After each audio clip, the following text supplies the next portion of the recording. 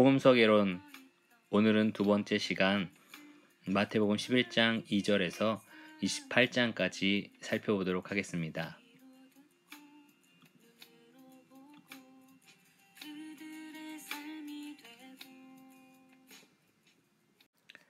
마태복음의 주제는 예수 그리스도께서 유대인의 왕이시며 예언된 구약에 약속된 메시아다라는 사실입니다. 이 마태복음을 우리가 전반부와 후반부로 나눌 수 있는데요. 이 전반부에서는 왕이 어떻게 나타나셨는지를 다루고 있습니다. 그리고 후반부에서는 그 왕이 어떻게 배척을 당하셨는지를 그리고 있습니다. 전반부는 세 부분으로 또 나눠질 수 있는데요.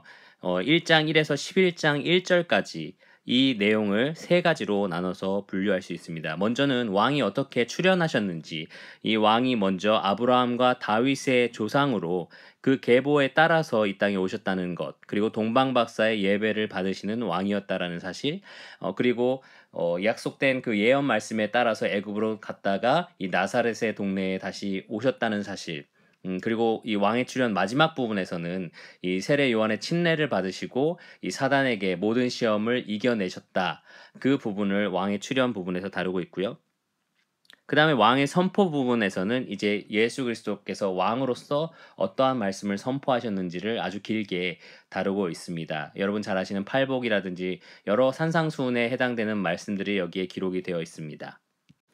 마태는 예수님의 가르침을 아주 집중적으로 다루고 있습니다. 특별히 이 두 번째 후반부 부분에서도 이 감람산에서 가르치신 장면이라든지 또 베레아 지역에서 가르쳤던 장면, 여러 가지 이 가르침들을 많이 다루고 있는데요. 이 마태복음이 1071 구절로 이루어져 있는데 그 중에 60%가 예수님의 입에서 나온 말씀, 가르침에 집중되어 있다라고 말할 수 있습니다. 이제 예수님께서 왕의 선포를 하시고 산상수훈을 마치고 산에서 내려오셨을 때 이제 마태는 그때부터 예수님이 어떠한 능력을 가지고 계셨는지를 기록을 합니다. 귀신을 제압하거나 또 질병을 고치시거나 이러한 왕으로서의 능력을 가지고 계신다는 사실을 이 8장에서 9장에 집중적으로 다루고 있고요. 10장에서 11장 1절까지는 이 제자들을 가르치시는 장면을 기록하고 있습니다. 저희가 오늘 살펴볼 이 왕이 배척당하는 장면, 마태복음의 후반부인데요. 11장 2절에서 28장까지의 내용입니다. 이 내용에서 우리는 이 왕이신 예수님께서 어떻게 배척당하시는지, 그리고 그 왕이신 예수님께서 제자들을 어떻게 가르치시는지, 그리고 이 예루살렘에서 끝내 이 왕이 배척당하는, 예수님께서 돌아가심으로써 완전히 거절당하는 장면을 보게 되실 거고요. 그 다음에 마지막으로 부활하심으로써 이분이 진짜 왕이시다라는 것을 최종적으로 증명하는 그런 28장의 내용을 살펴보기를 원합니다. 초반에 저희가 배척이 확산되는 장면들을 살펴볼 텐데요. 11장 2절에서 16장 12절까지의 말씀입니다. 사실은 예수님께서 배척당하는 장면은 이 전반부에서도 드러났었습니다. 예수님 나실 때부터 헤롯 대왕이 죽이려고 했었고요. 그다음 유대인들이 예수님이 가르치기 시작했을 때 금식에 대해서 너는 왜 금식 안 하냐? 혹은 예수님이 질병을 고치신 거에 대해서 혹은 귀신을 쫓아내는 거에 대해서 귀신의 왕의 힘을 빌려서 한다. 라는 공격을 당하셨고요. 예수님이 가르치신 그 내용을 직접적으로 거절하기도 했었습니다. 이 후반부의 11장 2절부터 16장 12절까지 그 배척이 더욱더 확산되는 장면을 저희가 보게 되는데요. 특별히 이 후반부의 초반 11장 2절에서 16장 12절까지 세례 요한의 죽음으로써 그 배척이 분명하게 드러납니다. 그리고 예수님은 마지막으로 그분이 거절당하는 이 배척의 최종 장소인 예루살렘으로 향하여 가십니다. 그리고 예수님의 사역 방향이 이제 완전히 뒤바뀌게 되는데요. 전반부에서는 모든 사람을 대상으로 하나님의 나라를 선포하셨다면 이 후반부에서는 예수님을 따르고자 하는 그 제자들에게 가르침이 집중됩니다. 그래서 도드라지게 예수님이 가르치는 방식이 바로 비유라는 거죠. 천국의 비밀이 너희에게는 알려진 바 되었으나 그들에게는 알려지지 않았다. 예수님을 진정으로 따르는 제자들에게 이 가르침이 집중됩니다. 마태복음 11장부터 시작을 해보겠습니다. 11장에서 저희가 만날 수 있는 장면은 세례 요한이 이 예수님을 의심하는 장면입니다. 오실 그이가 당신이 오리까 우리가 다른 이를 기다리오리까. 이렇게 세례요한이 예수님께 묻게 됩니다. 데럴벅이라는 사람은 예수의 행동 방식에 전적으로 동의할 수 없고 정치적 요소가 결여되어 있었기 때문에 세례요한이 이와 같은 질문을 했다라고 말을 합니다. 사실 유대인들이 기대했던 메시아, 구원자 혹은 구속자, 지도자는 사실 예수님의 모습과는 달랐을 겁니다. 마카비 왕조가 이 유대인의 독립을 이루어냈을 때를 기대했을 것 같습니다. 이 로마 황제로부터, 이 로마 제국으로부터 많은 압박과 억압을 당하고 있는 상황이었는데요. 이 마카비 왕조처럼 이 유대인들을 정치적으로, 군사적으로 독립시켜서 자신들만의 그런 국가로 만들어줄 누군가를 기대했던 것 같습니다.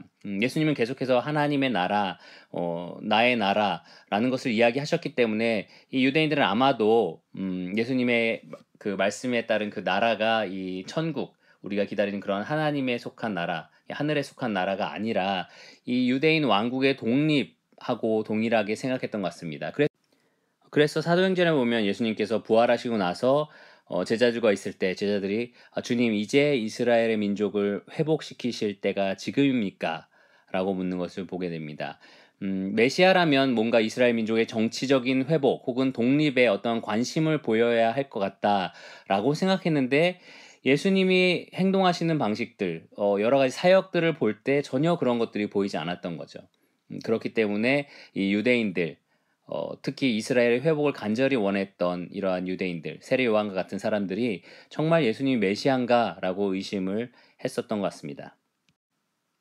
그것에 대해서 예수님은 내가 메시아다라고 대답하지 않으셨죠.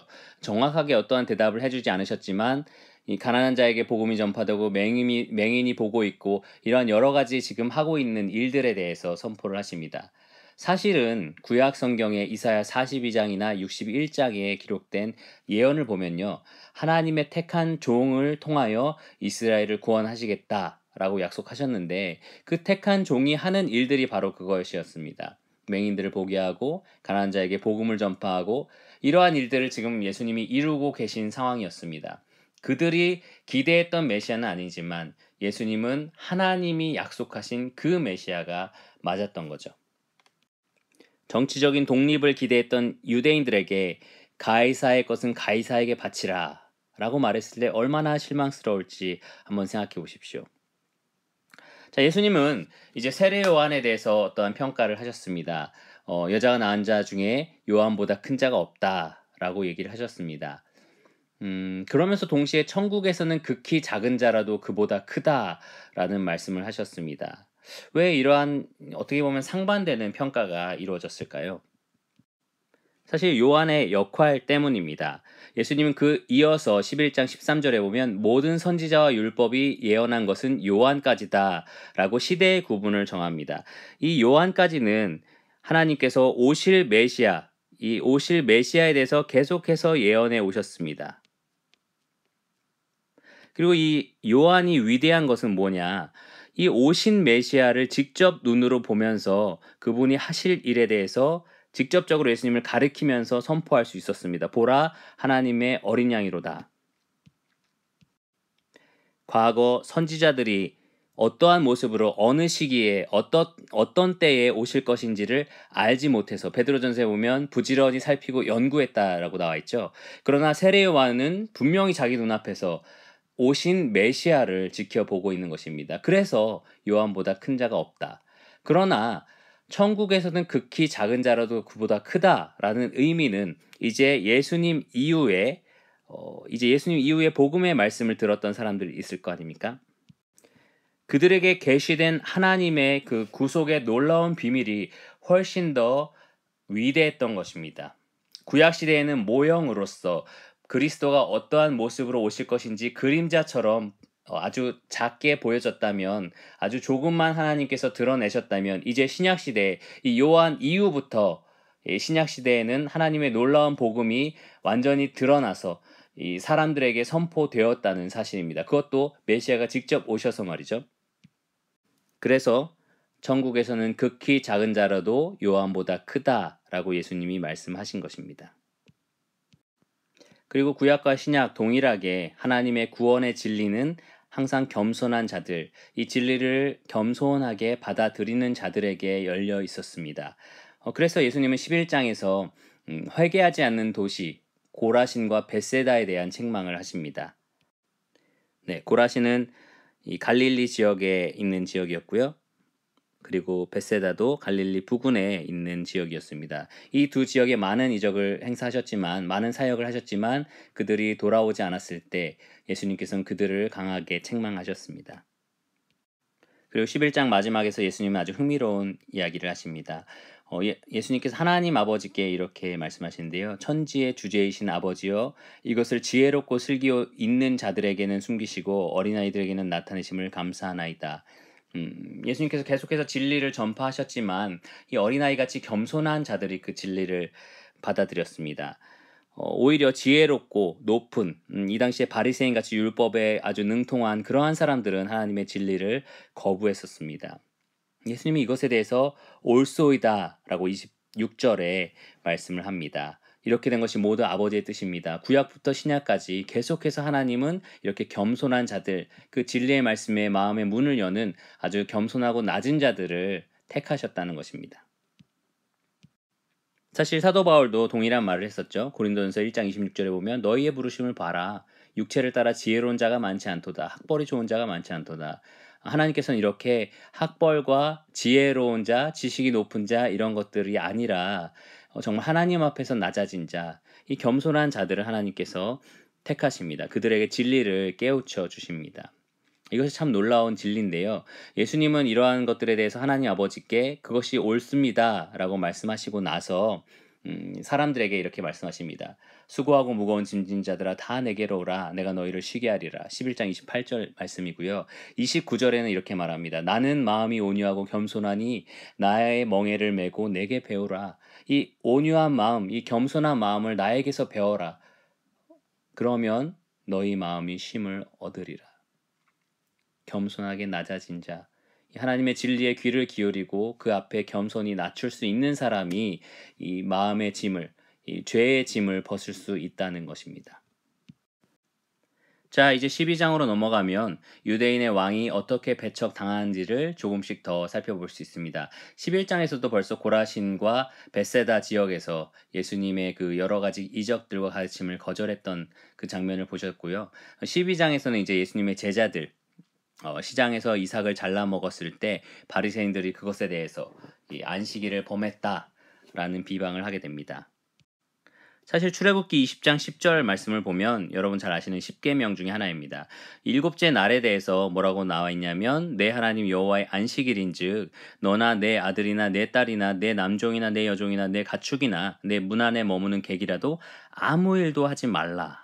아무 일도 하지 말라라고 기록을 하고 있습니다. 이 아무 일이 그럼 무슨 일이냐? 이것을 이제 랍비들이 여러 가지 해석을 하면서 구체적인 규칙들을 만들어 왔는데요. 그것이 이 유대인들 사회에서는 이제 어떤 법률처럼 적용되고 있는 상태였습니다. 그래서 바리새인들이 볼 때는 그것이 이 출애굽기에 나와 있는 이 십계명을 어기는 일이다라고 생각이 됐던 거죠. 그래서 예수님과 그 제자들을 질책을 한 것입니다. 이들은 이 아무 일이 무엇이냐를 굉장히 구체적으로 세부적으로 나눠서 여러 가지 규례를 만들어 놨는데요.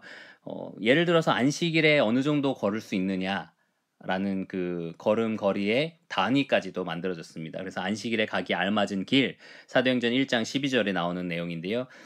약 2,000 규빗 혹은 6스타디온 정도 돼가지고요. 요세푸스의 말에 따르면 현대 단위로 환산하면 약 900m 정도 되는 거리입니다. 이렇게 길이, 거리, 어느 정도 무게를 들 수 있느냐, 어떤 것은 일이고 어떤 것은 일이 아니느냐 이런 것들을 만들어 놨던 상태였습니다. 예수님은 출애굽기 원래 의미가 그렇지 않다, 너희들이 만든 전통이 아니냐, 그 규례가 아니냐 이렇게 논쟁을 하지 않으셨습니다. 예수님은요. 다윗의 예를 들어서 말씀하셨습니다. 다윗이 시장할 때 이 제사장들만 먹을 수 있는 그러한 떡을 먹지 않았느냐. 당시 유대인들은 그것이 죄라고 생각하지 않았거든요. 다윗이란 아주 특별한 하나님의 택하심을 입은 위대한 왕이라면 예외가 된다라고 생각을 했습니다. 또 예수님이 이야기하셨던 것이 안식일에 제사장들도 성전 안에서 안식을 범하지 않느냐, 일하지 않느냐. 음, 하나님이 세우신 그 제사장이라는 특별한 사람들, 그리고 아주 특별한 예외적인 장소, 이 성전에서는 그것이 가능하지 않냐, 예외가 되지 않냐라고 말씀을 하신 것입니다. 그리고 예수님이 뭐라고 하십니까? 성전보다 더 큰 이가 여기 있다. 인자는 안식일의 주인이다. 너희가 다윗이나 어떤 성전 안에서 일어나는 일들, 그것을 특별한 예외로 삼는 이유, 그것이 아주 위대하고 특별하기 때문인데 나는 그보다 더 위대한 사람이다. 나는 그보다 더 큰 사람이다. 라고 예수님은 말씀을 하신 것입니다. 특히 안식일의 주인이다. 안식일이 왜 생겼습니까? 하나님의 안식을 기념하기 위해서입니다. 이 모든 만물이 하나님으로 인하여 지어졌다는 사실, 그리고 하나님께서 7일째 쉬셨다는 것, 그것을 기념하면서 하나님을 생각하고 하나님을 예배하기 위해서 주어진 안식일입니다. 인자는 안식일의 주인이다. 이것은 곧 내가 안식일을 제정한, 내가 안식일의 그 숭배의 대상, 그 예배의 대상인 하나님이다 라고 말씀하신 것과 다름이 없는 얘기죠. 앞서서 세례요한이 당신이 메시아입니까? 예수님은 분명하게 그렇다 아니다라고 얘기하진 않으셨습니다. 다만 구약 성경에 따라서 내가 약속된 메시아로서의 일을 하고 있는 존재다라고 분명히 얘기하셨죠. 그리고 뿐만 아니라 예수님은 이런 여러 가지 논쟁에 있어서 분명하게 하나님으로서의 권세, 하나님으로서의 자신의 존재감을 분명하게 밝히셨습니다. 사람들이 예수님을 죽이고자 했던 이유가 바로 그 이유 때문입니다.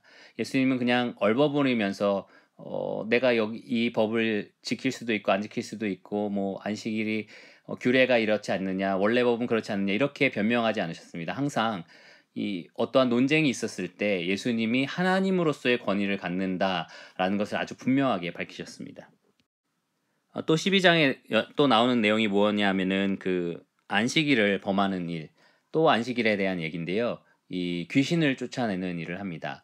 병을 고치고 귀신을 쫓아내니까 사람들이 뭐라고 하냐면 이 바알세불의 힘을 빌어서 귀신을 쫓아내고 있다, 고치고 있다라고 말을 합니다. 예수님께서는 하나님과 이 귀신의 세력을 이야기하시면서 귀신이 어떻게 귀신을 쫓아내느냐? 지금 하나님과 그 귀신 간의 전쟁 중이라고 한다면 어떻게 귀신이 자기 편인 귀신을 쫓아내느냐라고 그들의 논리적인 모순을 말씀을 하셨고요. 또 한 가지 아주 중요한 개념을 여기서 말씀을 하시는데요. 뭐냐 하면 이 성령 거역의 죄입니다. 성령 거역의 죄. 이것이 용서받지 못할 죄다라고 말씀을 하십니다. 단순하게 말하면 하나님으로부터 온 진리라는 것을 분명히 알고도 그것을 거절하는 죄를 말합니다. 오늘날 많은 사람들, 특별히 어떤 이단들, 사람을 숭배하거나 어떤 사람을 우상시하는 뭐 신천지 같은 좀 그런 이단들이 있죠. 그러한 데에서는 나를 거절하면 성령을 거절하는 죄다. 이 성경을 봐라. 이 성령을 거절한 죄는 용서받지 못할 죄다. 이러한 논리로 이 말씀들을 사용하기도 합니다. 또 어떤 사람들은 용서받지 못할 죄가 있으니까 용서받을 수 있는 죄가 있다라고 해서 이 죄라는 그 카테고리를 두 가지로 정해서 이 용서받지 못할 죄, 용서받는 죄 이렇게 설명하는 사람도 있습니다. 그래서 뭐 용서받지 못할 죄는 뭐 살인, 간음 뭐 이렇게 중죄를 자기들이 집어넣고 그다음 용서받을 수 있는 죄는 뭐 거짓말 같이 이러한 죄들을 따로 분류하는 사람들도 있습니다. 또 어떤 경우는 이 성령 거역의 죄를 약간 은사주의랑 결합해서 약간 이단적인 사상인데요. 성령이 지금 이 남자랑 결혼하라고 말씀하신다. 그걸 거역하면 성령 거역죄다. 약간 이런 식으로 지금 나한테 어떤 감정적으로, 의지적으로 뭔가 성령님이 인도하시거나 말씀을 주시는데 그것을 거절하면 성령 거역이 죄다라고 해석하기도 합니다. 히브리서 6장 4절에서 6절 말씀을 보면 한 번 빛을 받고 하늘의 은사를 맛보고 성령에 참여한 바 되고 하나님의 선한 말씀과 내세의 능력을 맛보고도 타락한 자들은 다시 새롭게 하여 회개하게 할 수 없다라고 되어 있는데요. 사실 지방교회에서는 이것을 뭐라고 해석하냐 하면 워치만리의 영향을 받은 교회죠. 지방교회에서는 이게 보상의 의미지 구원의 개념은 아니다. 그러니까 이 사람들은 구원 받은 사람인 거죠. 한 번 빛을 받고 하늘의 은사를 맛보고 성령에 참여한 바 됐고 하나님의 선한 말씀과 내세의 능력을 맛봤다. 구원받은 사람인데 그리고 나서 타락을 계속하는 겁니다. 성령님이 이 원하시는 대로 살지 않고 그것을 거역하는 거죠. 성령 거역의 죄죠. 이렇게 됐을 때 다시 새롭게 하여 회개할 수 없다. 이것을 지방교회에서는 회개할 필요가 없다. 왜냐하면 구원받았으니까 라고 해석을 하고요. 대신 그 뒤에 뭐 불탄다, 뭐 타버릴 것이다. 이것을 마치 사도 바울이 말했던 그 공력이 타버리는 거, 그것과 연결을 시켜서 구원은 받지만 뭐 보상을 못 받는다. 면류관을 받을 수 없다. 뭐 심판은 받긴 받는다. 이런 식으로 이제 해석을 합니다.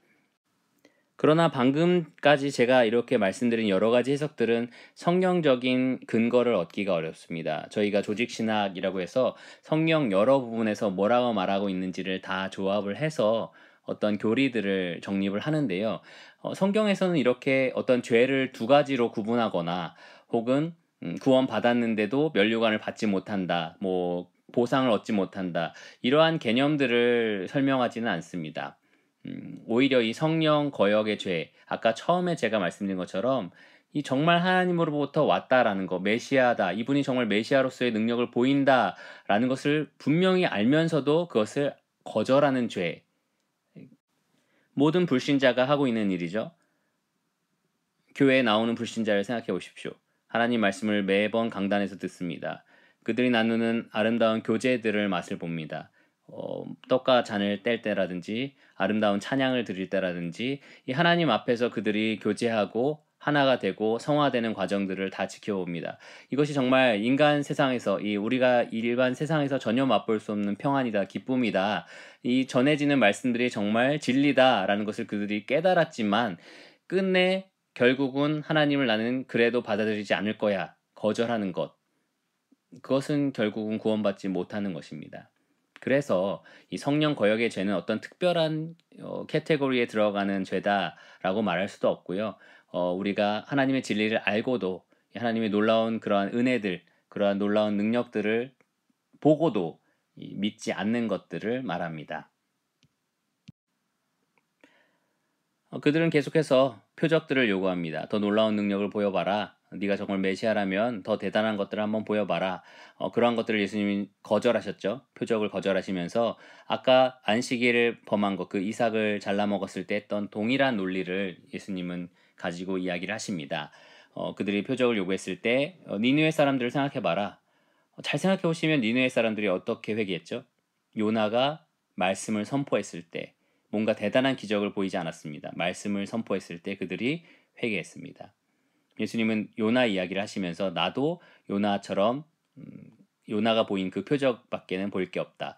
요나가 3일 동안 이 뱃속에 있으면서 물고기 뱃속에 있으면서 죽었다가 살아났죠. 한마디로. 마찬가지로 예수님도 죽으시고 다시 부활하실 것인데 그러한 것밖에는 너희에게 보여줄 것이 없다라고 하시면서 이 전해지는 말씀 그 자체를 통해서 그들이 회개할 것을 요구하셨습니다. 그리고 예수님의 논리는 이렇습니다. 요나보다 더 큰 이가 여기 있다. 12장 41절입니다. 그 다음은 예수님 솔로몬 얘기도 하셨죠. 솔로몬 지혜를 듣기 위해 남방 여왕이 오지 않았느냐.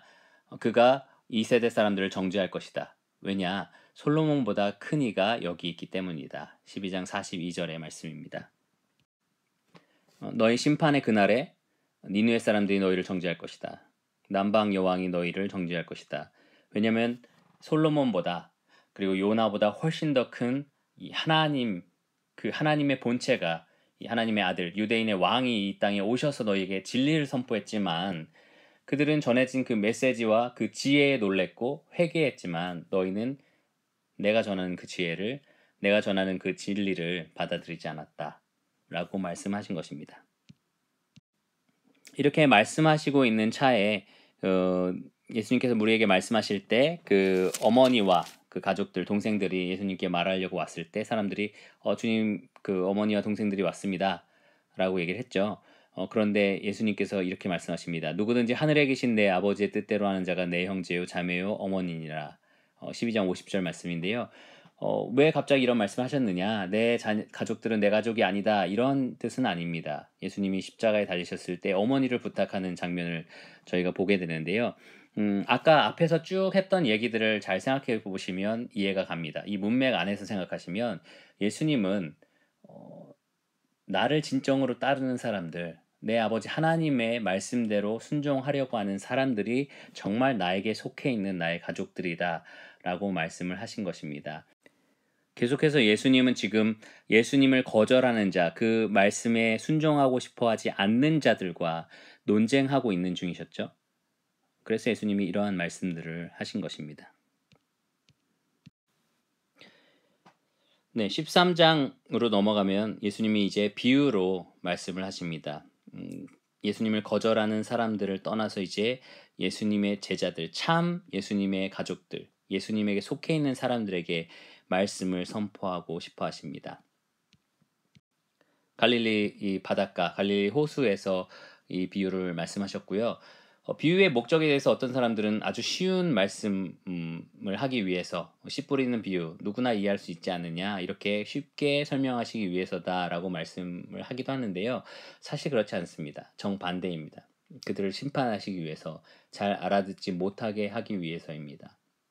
예수님께서 제자들에게 천국의 비밀은 너희에게 허락되었으나 그들에게는 아니다 라고 직접적으로 말씀을 하셨죠. 또 한 가지 저희가 알아야 될 것은 비유는 비유라는 것. 그러니까 비유는 모든 것을 다 말해주지 않는다. 비유가 아주 세세한 것, 자세한 것까지 다 끌어다가 설명할 필요는 없다는 거죠. 예수님이 비유로 말씀하신 것은 그 비유의 원리, 아주 중요한 핵심만 중요하지 그 디테일까지 다 들어가면서 그것이 어떤 걸 의미하고 라고 찾을 필요는 없다는 것입니다. 사실 우리가 보통 비유를 들 때 그런 식으로 비유를 듭니다. 아주 동일한 방법으로 예수님이 지금 비유로 말씀을 전하고 계십니다. 예를 들어서 13장 33절에 나오는 이 누룩에 대한 비유를 생각해 보시면 이 말씀 자체는 또 비유로 말씀하시되 천국은 마치 여자가 가루 서말 속에 갖다 넣어 전부 부풀게 한 누룩과 같으니라. 이 말씀을 생각해 보면 이 누룩이라는 것이 처음에는 눈에 보이지 않게 속에 들어있지만 나중에는 아주 크게 부풀려져서 아주 그 크기가 엄청나게 커진다 라는 그 핵심 원리 하나만 생각하면 됩니다. 뭐 누룩이 어떻고 누룩을 어떻게 보관하고 이런 것들을 예수님이 말씀하고자 했던 것은 아니라는 거죠. 과거에는 이러한 해석들을 많이 했었습니다. 예를 들어서 매튜 헨리 주석을 보면 마태복음 219페이지 주석의 219페이지에 보면 이렇게 설명하고 있습니다. 가루는 누룩을 넣기 전에 반죽이 되어 있어야만 한다. 우리의 마음은 깨어져야 하며 습기가 젖어 있어야 한다. 그리고 말씀의 영향력을 받기 위해서는 그것을 준비하는 수고가 필요하다. 여자가 누룩을 자루 속에 감춘 것은 누룩이 그 맛을 전달하여 맛있게 되게 하려 함이었다. 따라서 우리는 말씀에 의해 성결함을 받도록 하기 위하여 말씀을 우리 영혼 속에 쌓아야만 한다. 이러한 해석들이 이 비유에서 다 발견될 수는 없다는 거죠. 비유는 어떤 원리 하나를 통해서 이 영적인 의미를 전달하기 위해 사용된 것입니다. 그래서 사실 예수님이 비유에 대해서 제자들에게 해석해 주시는 걸 보면 이렇게 세세한 모든 것들을 다 설명하지 않는 것을 보게 됩니다. 비유 해석은 그렇게 원리에 집중되어 있지 이 모든 디테일에 대해서 우리가 다 설명할 수는 없다라는 거죠. 매튜 헨리처럼 이렇게 해석하면 어떤 교훈들을 얻을 수는 있지만 그것이 정말 예수님이 이 비유를 사용하신 확실한 목적이었다라고 말하기는 사실 쉽지 않습니다. 또 어네스트 피커링이라는 사람, 이 말씀 보존학회에서 이야기했던 내용인데요. 이 누룩에 대해서는 또 이렇게 좀 반대적으로 얘기를 합니다. 누룩은 전체를 부풀게 한다는 점에서 대중들에게 신속하게 번져가는 거짓 교리를 의미한다. 왜냐하면 성경에서는 누룩의 의미가 언제나 변함없이 같은 뜻이기 때문이다. 뭐 바리새인의 누룩을 조심하라 이런 식으로 이제 누룩에 대해서 부정적인 말씀들이 있었기 때문에 그 개념을 먼저 가지고 있기 때문에 이 말씀을 이런 식으로 해석을 하는 겁니다. 거짓 교리를 의미한다. 그러나 이렇게 해석하기는 어렵죠. 예. 사실 누룩이라는 것이 항상 부정적으로 성경에 나왔던 것은 아닙니다. 그래서 우리가 비유를 해석할 때는 분명히 그 비유에서 말하고자 하는 원리 그 하나를 찾아야 한다는 거죠. 사실 우리는 비유적인 표현들을 많이 씁니다. 당신의 마음은 바다요. 우리 이런 비유를 쉽게 쓰지 않습니까? 당신의 마음은 바다요라고 했을 때 보통 우리가 생각할 수 있는 것은 넓은 것을 의미합니다. 당신의 마음 참 넓군요. 참 바다 같군요. 어떤 문맥을 통해서 우리가 알 수가 있죠. 그런데 우리가 바다라고 했을 때 뭐 바닷물이 짜기 때문에 무엇이 어떻다, 뭐 바다는 또 가끔 쓰레기 더미가 밀려오기 때문에 쓰레기를 치워줘야 된다. 이 모든 것들을 생각하면서 우리가 비유를 사용하진 않습니다. 그런데 꼭 예수님의 비유를 해석할 때는 그렇게 디테일에 신경 쓰는 사람들이 있습니다. 뭔가 좋은 교훈을 얻어낼 수 있을지도 모르지만 저는 그것을 비유의 올바른 해석 방법은 아니다라고 말을 하고 싶습니다. 그리고 누가복음 4장이었죠. 예수님께서 나사렛 회당에서 이제 쫓겨나시고 낭떠러지까지 이렇게 밀려나시는 그러한 장면들이 나오는데요. 그래서 선지자들이 고향에서 이렇게 환대받지 못한다, 존경받지 못한다라고 예수님이 말씀하셨던 장면이 이 마태복음에서는 이 13장 마지막 부분에 기록이 되어 있습니다. 나사렛 회당에서 가르치셨고 그들의 배척을 받는 장면. 계속해서 이렇게 배척이 확산이 되어 갑니다. 갈릴리 지역 예수님이 전적으로 지금 사역을 하고 계시는 장소에서 여러 대상들로부터 이 배척을 받으셨고요. 그 고향에서부터 또 배척을 당하시게 됩니다. 이제 후반부 11장 2절부터 28장까지 총 4가지로 저희가 구분을 할 수 있다라고 말씀을 했는데요. 배척의 확산이었던 이 초반 11장 2절부터 16장 12절까지 마지막 장면을 살펴볼 차례입니다. 바로 세례요한의 죽음 장면인데요. 잘 아시다시피 세례요한은 그 참수형을 당하게 됩니다. 헤롯이 그 바람을 피게 되죠. 다른 아내를 취하게 되는데 그 여인이 이제 세례요한의 여러 지적을 당하고 나서 세례요한에 대해서 악심을 품고 있었습니다. 그 여인의 딸이 그 헤롯 왕 앞에 헤롯 안디바였죠. 헤롯 안디바 앞에 여러 사람들이 모였을 때 그 앞에서 아름답게 이렇게 춤을 췄었고 그것에 아주 흡족하고 자랑스럽게 여겼던 헤롯이 원하는 게 무엇이냐라고 물었을 때 이 세례요한의 머리입니다라고 얘기를 합니다. 그래서 그 어머니가 그렇게 시켰죠. 그래서 그것으로 인해서 이제 세례요한이 참수를 당하게 됩니다. 헤롯 안디바는 그것을 그렇게 원하지는 않았었습니다. 그런데 이 크레이그 블럼버그가 쓴 예수와 복음서라는 책을 보면 유대 문화적인 가치들이 있는데 그 중에 아주 중요한 것 중에 하나가 이 명예입니다. 그 당시에는 돈이나 성공보다 명예가 훨씬 더 중시되는 사회였습니다. 그래서 헤롯은 그 앞에서 딸이 그것을 원했을 때 자기의 명예를 생각할 때 도저히 그것을 거절할 수 없었던 거죠. 사실은 그것 때문에 이 세례 요한이 죽임을 당하게 됩니다. 여기서 예수님께서 이 14장 13절을 보면 이 세례 요한 죽었다는 소식을 듣게 되는데요. 예수님 그 소식을 들었을 때 무리들과 떨어져 빈들로 가는 장면을 보게 됩니다. 저희가 아주 슬픈 일을 당할 때 그런 고통을 당할 때 심적으로 괴로울 때 이 모든 사람들에게서 떨어져서 잠시 혼자만의 시간을 갖고 싶잖아요. 예수님도 이 세례 요한의 죽음을 듣고 그 소식을 듣고 혼자 있고 싶어 하셨구나라는 사실을 알게 되었습니다. 그런데 바로 14절에 보면 큰 무리가 그분을 따라옵니다. 그분을 필요로 하고 그분의 가르침을 원하고 그분의 도움을 원하는 많은 사람들을 봤을 때 예수님은 다시 그들을 불쌍히 여기시고 그 다음에 5천 명을 먹이는 기적을 일으키십니다. 인간적으로 볼 때 자신의 그 괴로움, 슬픔을 이렇게 달래거나 정리할 시간도 없었던 거죠. 예수님은 오히려 이 수많은 사람들을 섬기고 그들을 불쌍히 여기고 그들을 가르치는 그 일을 하셨습니다. 15장으로 넘어오면 예수님께서 이 예루살렘에서 왜 손을 씻지 않느냐, 왜 손을 씻고 먹지 않느냐라는 식으로 공격을 당하시고요. 그때 예수님은 너희는 왜 전통을 지키려고 말씀을 어기느냐라고 그들을 책망하십니다. 예루살렘 안에서 또 한 번 배척을 당하게 되십니다. 흥미로운 것은 15장에 예수님께서 이 두로와 시돈 지역으로 이동을 하시는데요. 예수님께 사역하실 때 이 예루살렘에서 사람들이 올라와서 예수님을 배척을 합니다. 바리새인들이 와서 왜 손을 씻지 않느냐라는 공격을 당하십니다. 그리고 15장에 이 시돈과 두로 지역으로 이동을 하시는데요. 이 지역에서 이방 여인을 만납니다. 그 여인은 자신의 딸이 귀신 들렸기 때문에 불쌍히 여겨달라라고 예수님께 구하게 되고 예수님이 자녀의 떡을 개에게 주는 것이 합당치 않다라고 아주 강하게 말씀하셨죠. 근데 이 여인이 뭐라고 합니까? 맞습니다. 근데 개도 주인의 상에서 떨어지는 부스러기를 먹지 않습니까? 예수님 지금 이 유대인의 학자였죠. 이 율법에 능통한 사람들, 그들로부터 아주 강한 비판과 배척을 받으셨습니다. 근데 이 이방인 지역에서 어떤 여인을 만났습니까? 자신을 개 취급하고 이방인 취급을 하는 그러한 상황에서도 겸손하게 그 은혜를 구하는 여인을 만납니다. 그래서 예수님께서는 이 여자에게 믿음이 크다라고 칭찬을 하시는 겁니다.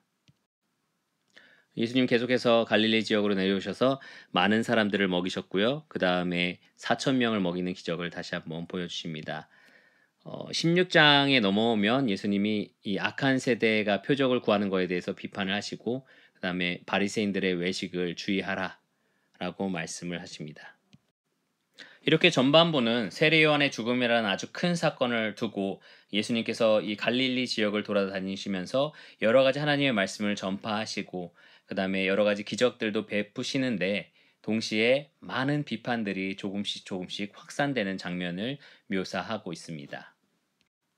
그리고 16장 13절에 가면 이제 예수님이 제자들을 따로 데리고 이 가이사랴 빌립보 지역으로 이동합니다. 바로 그 부분을 저희가 다음 시간에 살펴보도록 하겠습니다.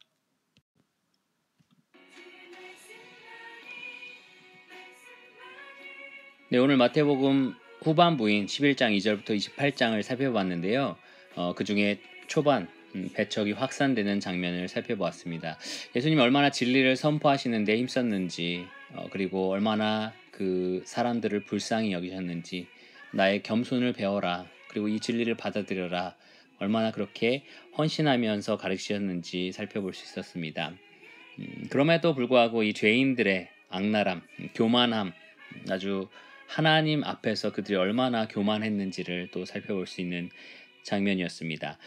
이 마태복음을 통해서 우리가 우리 스스로를 돌아봤으면 좋겠습니다. 이 왕이신 예수님을 나는 어떻게 대하고 있는가? 그분 앞에 나는 낮은 자인가, 겸손한 자인가? 아니면 이 바리새인처럼 그분 앞에 아주 교만하고 높은 자세를 가지고 있는가? 이런 생각들을 가지고 이 마태복음 공부를 계속해서 해나갔으면 좋겠습니다. 우리 모두가 겸손히 이 유대인의 왕, 또 우리의 왕, 또 하나님이신 예수 그리스도 앞에서 마땅히 가져야 할 마음 자세를 가지고 그분을 온전히 사랑하며 그분을 온전히 순종하는 자들이 되었으면 좋겠습니다. 그럼 다음 시간에 제자 훈련과 이 왕을 배척하는 이 마지막 예수님의 순환 장면 그리고 왕의 증거를 함께 배우도록 하겠습니다.